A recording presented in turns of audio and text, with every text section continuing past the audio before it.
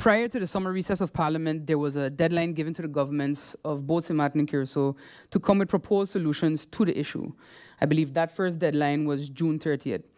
In the letter submitted to the Dutch Parliament by State Secretary Van Huffelen, it's mentioned that in August, the governments of Curacao, St. Martin, and the central bank came to a solution for refinancing of the COVID loans, plus the currently proposed 600 million to cover the ENYA policies and solvency issues. So I'd like to ask what other avenues were explored prior to settling on this particular proposed solution, which also includes, as the minister mentioned, a capital injection to cover solvency. Additionally, in that letter, it stated that the solution was amtelijk, so sort of behind the scenes then with government and the central bank. So who was involved in those discussions? Again, going back to this advisory committee, and who sits on that advisory committee? Mr. Chairman, last night the Ministry of Finance sent out a press release that I suppose was also meant to kind of assuage concerns of the public and Parliament over what is coming. But the reporting in the Antilliaanse Dagblad revealed a bit more than what was mentioned in that piece and here in this presentation. So I'd like to ask a few questions regarding that. The AD mentioned that St. Martin's share in what is coming, which is a proposed new company, ENYA Caribe Leven, ECL, will be established, and that our share in that will be 7%. In addition, there's going to be a new holding company, ENYA Carib Holding, ECH. Can the minister confirm this, and can he explain what formula was used to calculate this 7% of the shares, again, based on the AD's reporting? Because if that's the case, then the loan coming from the Netherlands to us, to our portion, then would kind of amount to 84 million. Again, based on that article, and that part of it would be injected as capital to cover the reserves threshold and the remainder as subordinated loans. So there's three things that concern me there. Of course, St. Martin and Curacao are assuming full risk for the loan. The part used for capital injection does not yield any interest income, and only the remainder would be generating interest income.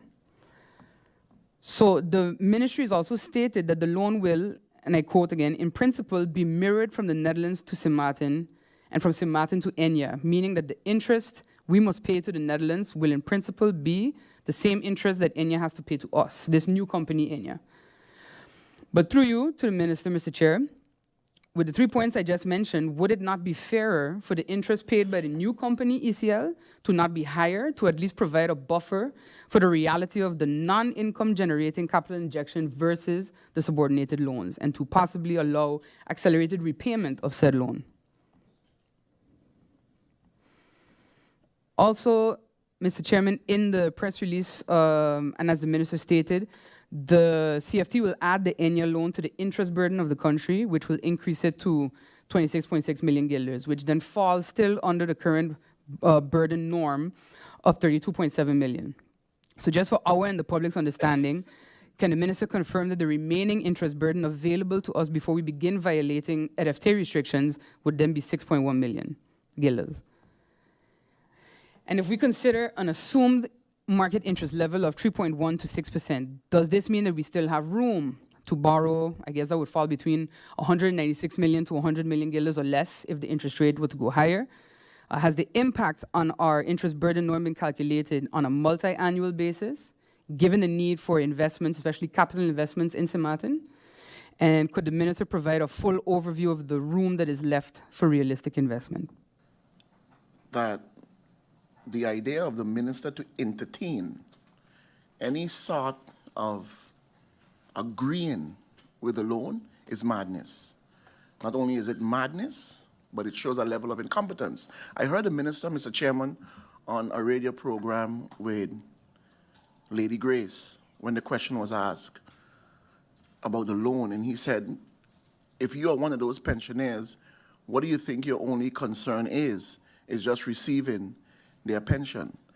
And that may be the case, or that may be so, Mr. Chairman, but what about the amount of debt that we are accumulating for 60, 70,000 as a population in the next generation who will have to be paying this over and over and over? The thing about it, Mr. Chairman, is that we are building a mountain of debt. The minister can come and, as much as he would want to talk about our debt ratio and how we still have room for this and still have room for that, that all sounds nice. but we are incurring more debt over and over as we go along. Now, the minister may not be here come after January 11, which would be a good thing. However, Mr. Chairman, the minister needs to understand that we didn't cause this problem. The people of St. Martin didn't cause this problem. Yes, I understand, and I can see where the minister is saying that, listen, it's a problem. But I would like to ask the honorable minister, because neither one of us was here, are you aware that this problem with ANIA has been an issue since 2010? Are you aware of that? Are you aware that the Dutch government knew of this issue since 2016? Are you aware that there was question in the Dutch parliament, in the second chamber, concerning this issue with ANIA? Hoekstra, the finance minister, was questioned by Van Rack. I would like to ask the honorable minister through you, Mr. Chairman. Want to take a break? No, go ahead. Through you, Mr. Chairman, if he knew about that discussion at that parliamentary meeting that they had in The Hague, and if you know the answers about it. If you don't know, I have them, I can send them to you. Where it was made mention that Curacao and St. Martin are autonomous islands. So they're responsible. So the Dutch washed their hands off of it back then, when they knew about it. But they washed their hands off of it back then.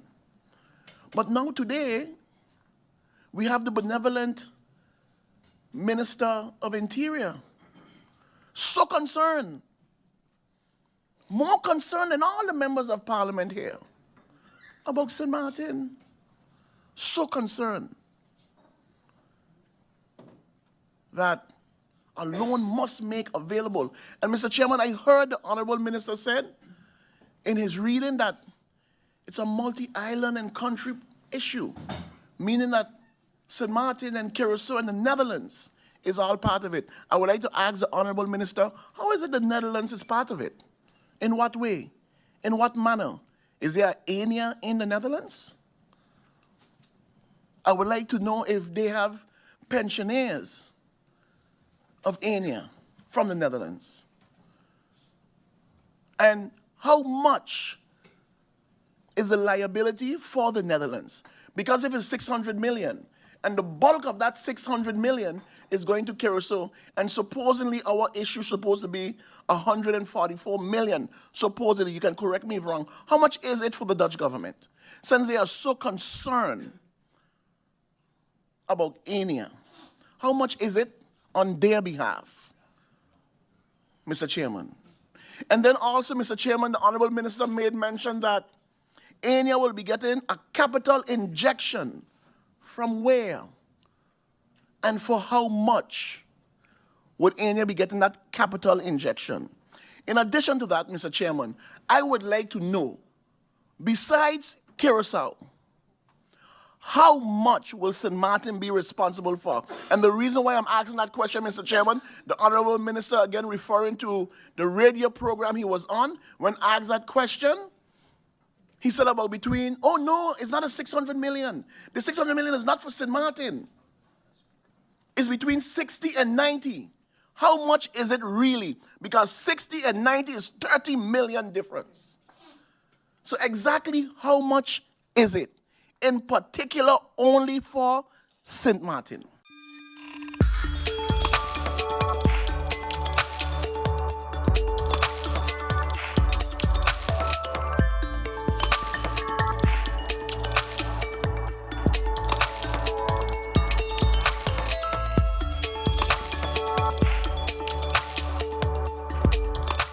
Mealtime rules. Don't serve yourself first. Do not eat with your mouth open. Don't rest your elbows on the table. Don't make noise when eating. Does not apply when enjoying KFC buckets.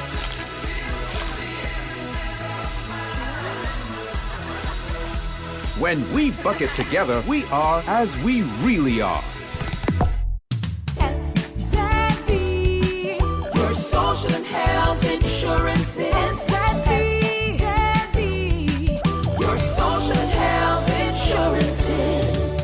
Asset V insured? Do you have a valid medical insurance status?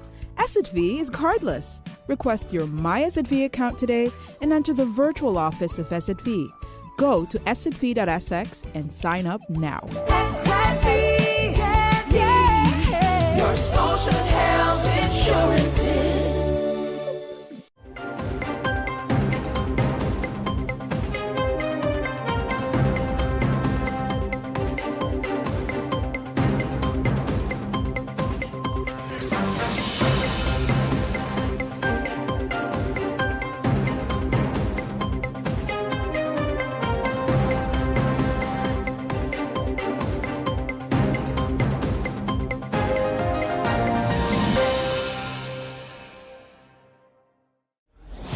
During the hurricane season, a potential tropical cyclone can produce rainfall that can cause flash flooding and rockfalls.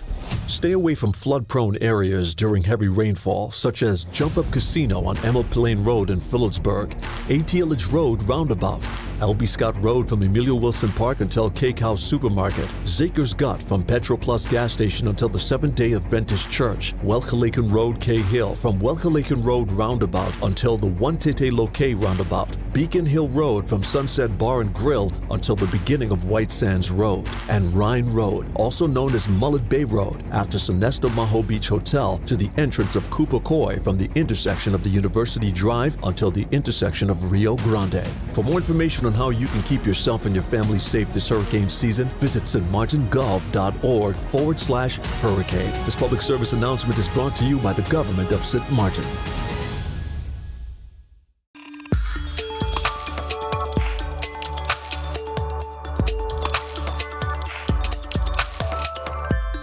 Someone coming up with a nice little scheme to defraud the people of Curacao and St. Martin, who paid in to their pension plans, who paid into their insurance programs, and now stand to be at serious risk. And basically, the way it is, if ENIA falls apart, the government is the one who will be looked at to help bail them out, because in the end, government central bank had to exercise the supervision. But in terms of recovering the funds, because I don't think it should be a matter of, okay, St. Martin government, you have failed along with the Curacao government in your supervision of ENIA via the central bank. So therefore, you push some money into this thing and it all goes away. I don't think that should be the solution. The person who took this money out, maliciously took this money out, is someone who has assets around the world, including at times right here in St. Martin. A nice private jet lands and landed probably a week or two ago, and nothing seemingly was done when we saw the war between Russia and Ukraine, and there was an embargo out on Russia. People were seizing assets that belonged to Russians, not the Russian government, but that belonged to Russians. Big yachts and private jets and private yachts that were owned by rich people in Russia. When they entered certain ports, the ports were saying, shame on you Russians, we are going to hold on to this. So I don't know, like one of the MPs probably said before, it is known.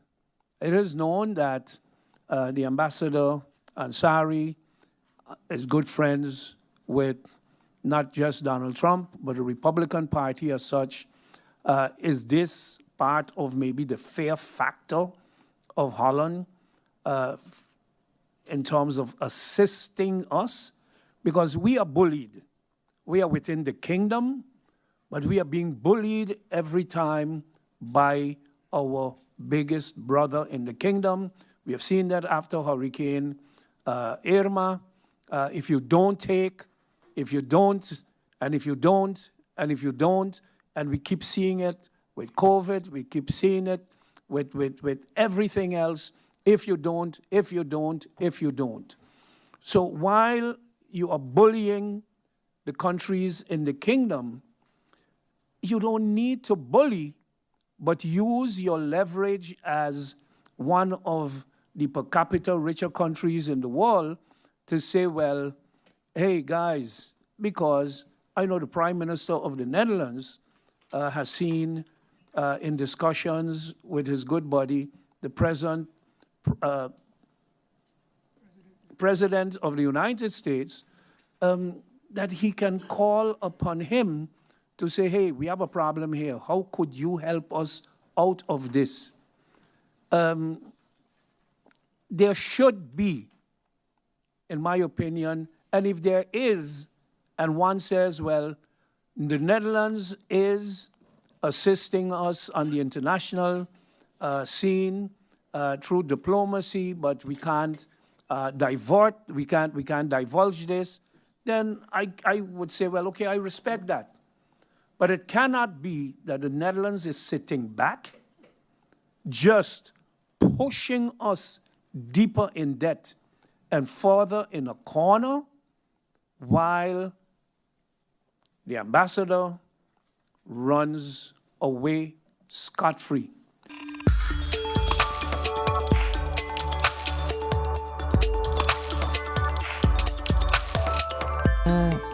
Situation the people, the investors are in. Are the discussions going to be going forward with the central bank about the supervising role of the central bank, seeing that Sint Maarten invested in real estate and have sent down payments straight to bank accounts at WIP and other local banks, which should have gone through escrow, and those are all things that the central bank should supervise. So what is the supervising role for the central bank exactly for Sint Maarten? And what influence can government have in enforcing better supervision? Any situation and the Carbon Grove situation are two different situations. And the Carbon Grove situation is more of a private situation. I think that's also what the legal said, and I think on the government part, I think maybe we could do more on educating the population and regarding on how these processes go. For example, you don't send anyone in any real estate purchase more than 10% of the down payment. That's by law. So there are a lot of, I believe, misinformation, or even I would say even disinformation regarding that real estate project. And on top of that, I would like to also make it very, very clear that, because I saw, and I'll call his maybe not call his name, but I saw something going around from Mr. Stefan Carbon, and I believe selling homes to the same victims. Meant that myself, Doran, and Prime Minister have to do with this project from Carbon Grove. I have to make it very, very, very clear. We have absolutely nothing to do with this project. I've never invested. I've never been part of this project. I personally had my own concerns with this project before I was even a member of parliament or a minister. So I'd like to make it very, very clear to the population that, because I have also discussed with both Prime Minister and Minister Doran, if they have any, because otherwise I speak for myself, if they had also had anything to do with the relations with this project, nothing to do with this project, and I for sure, and I think it's unfortunate what happened, or what is happening. I saw some government, we could do more on educating the population and also maybe foreign on the process of purchasing. And also, I'd like to say, guys, if it looks too good to be true, more than likely it is. All right, there's no 150% return on investment and 200% return on investments in a year. Those things don't exist. There's no free money in this world. So if it looks too good to be true, more than likely it is. And those were the, for lack of better words, schemes that drew people in, and I can understand why, for the gains, the possible future gains. But those things don't exist. There's no, otherwise everybody would be invested in projects that give you back 100% every year. So, I always learned from my grandmother, if it sounds too good to be true, trust your gut is more than likely not good. Requiring, yes, I think I answered that question.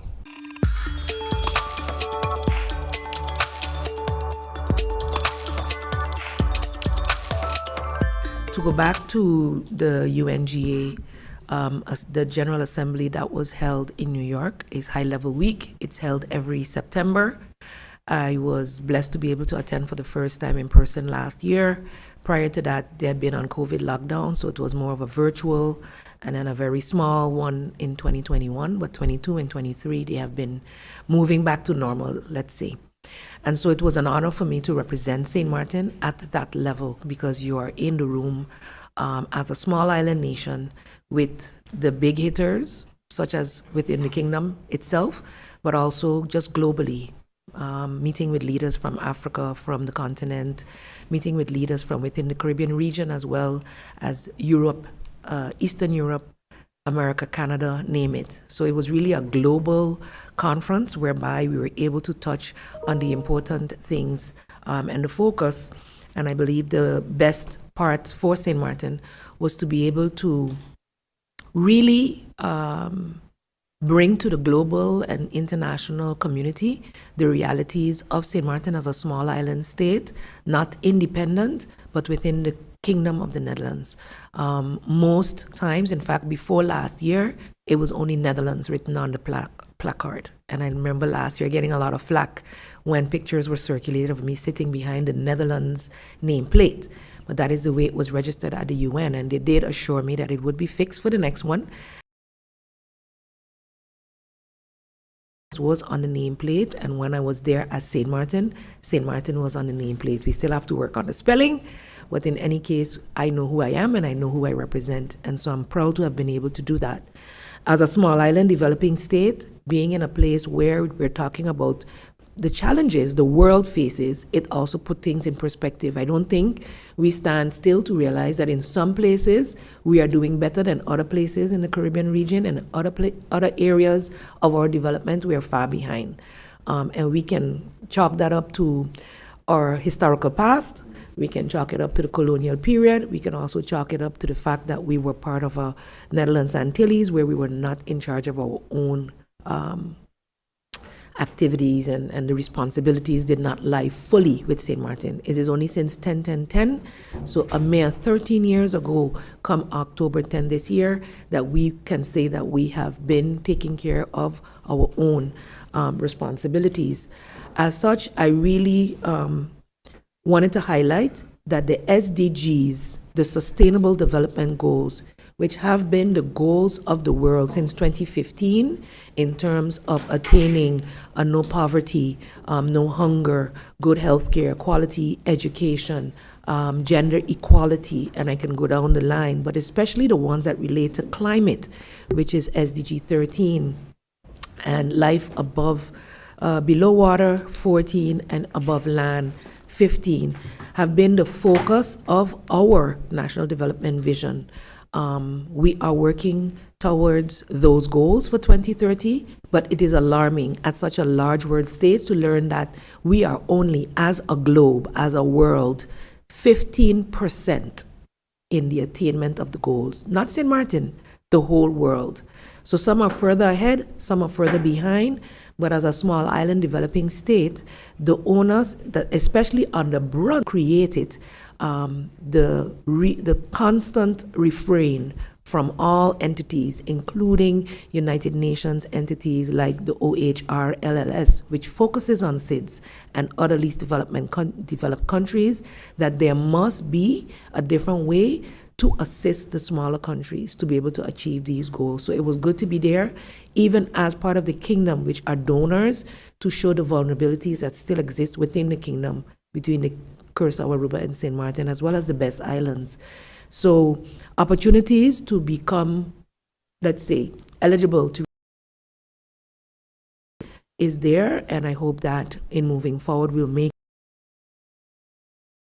takeaway was being able to speak at the youth forum and be able to inspire youth. You don't stop to think that, you know, we have the cliche, the youth are our future. Then they are not part of it and they feel disconnected. So it's also something we need to ensure that is felt across the board here. I know our youth council and other organizations do a good job, and that is something I could share with the General Assembly.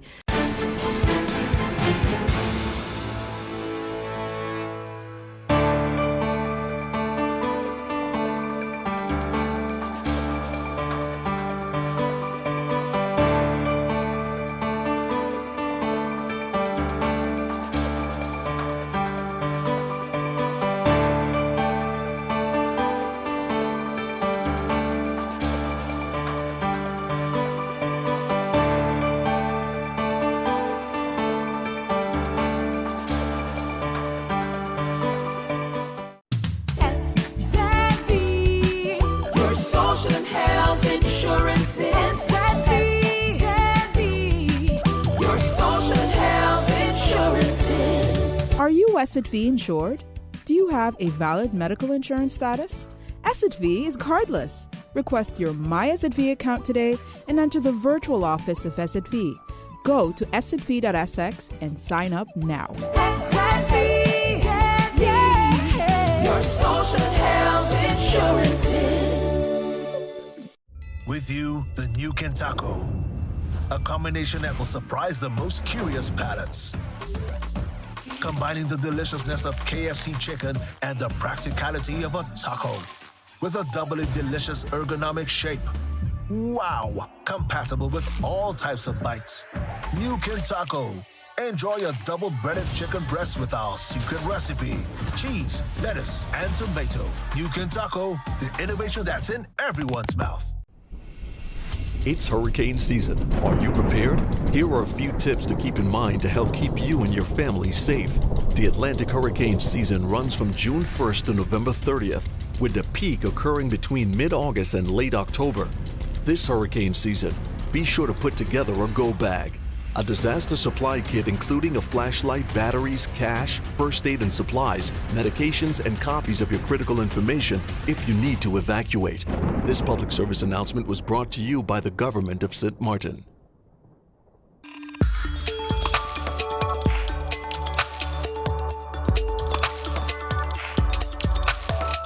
CBS News business analyst Jill Schlesinger. For what the shutdown could mean for you at home, why should we care about the government shutdown? Well, first of all, we are going to see hundreds of thousands of government workers bear the brunt of this. And I find this to be sort of the most objectionable part. So they'll either get furloughed or they'll be forced to come into work and not get paid. What? So that could be, up to 1 million people. Then on top of that, active duty military will not get paid. So the people protecting us will not get paid.